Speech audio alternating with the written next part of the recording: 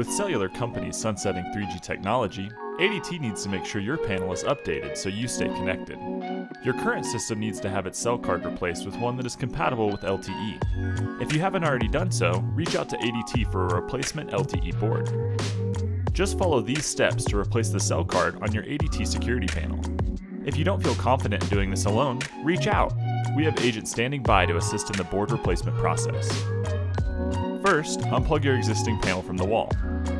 Then, unscrew the backplate by removing the top screw. This will expose the inside of the panel. Next, carefully disconnect the power cable and battery from the control panel.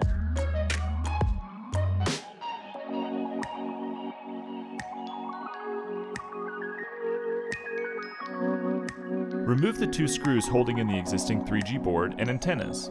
Then remove the board and antennas.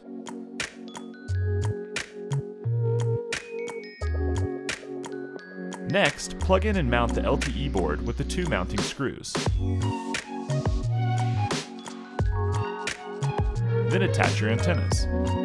Run the antennas out through the backplate so they can sit behind the panel. This ensures a proper connection between your panel and ADT. Carefully reattach the power cord and battery. Then remount the backplate with the top screw.